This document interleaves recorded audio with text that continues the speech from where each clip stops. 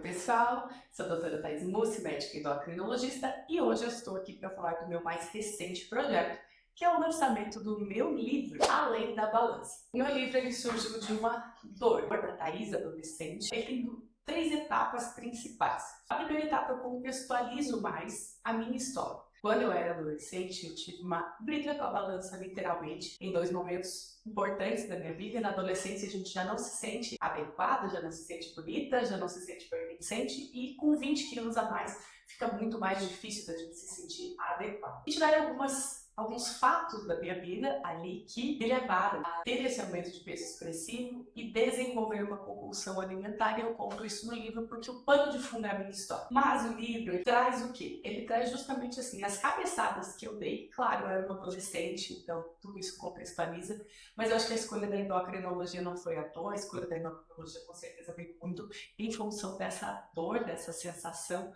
de impotência e de tentativas e erros frustrados, até finalmente encontrar o santo graal, que a gente já sabe o que é de cor e salteado, mas é ter um plano, ter planejamento, é ter consistência. Então, como eu sempre falo, emagrecimento, ele dá uma corrida de 100 metros de emagrecimento, ele é uma maratona, a gente tem que ter fôlego, porque a gente vai cair, a gente vai cansar, a gente vai esfolar o joelho no chão, mas a gente tem que levantar e continuar porque o propósito é maior. E o que eu conto aqui é que vai muito além da balança mesmo, como o próprio nome diz, porque não adianta eu focar em déficit calórico. Se as minhas emoções não estão boas, se meu plano alimentar não está adequado, se meus nutrientes não estão adequados, eu vou ter fome, a chance de uma compulsão acaba sendo muito maior.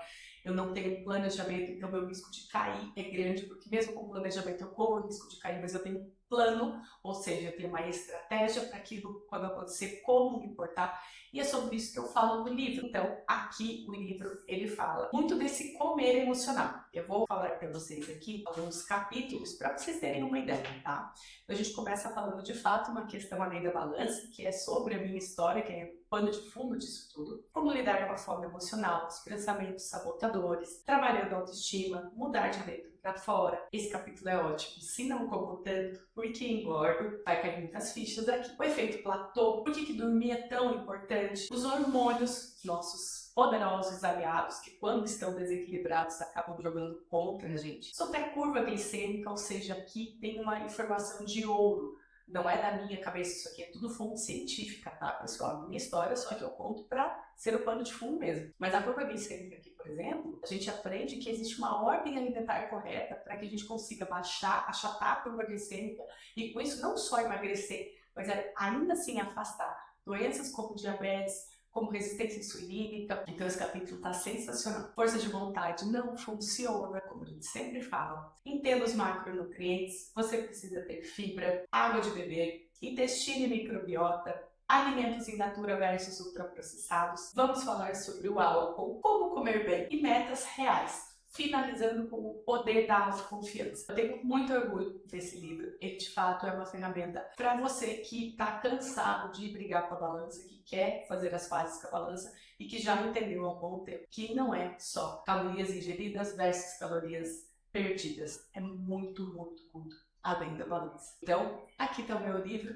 Eu vou deixar o link abaixo, caso vocês queiram adquirir, e espero que tenham uma ótima leitura e tenham vários insights que consigam ter um final feliz, uma trajetória feliz, melhor dizendo, porque não existe fim no emagrecimento. Existe um início e um meio, porque a gente sempre está, se não querendo emagrecer mais, mas manter aquilo que a gente já conquistou.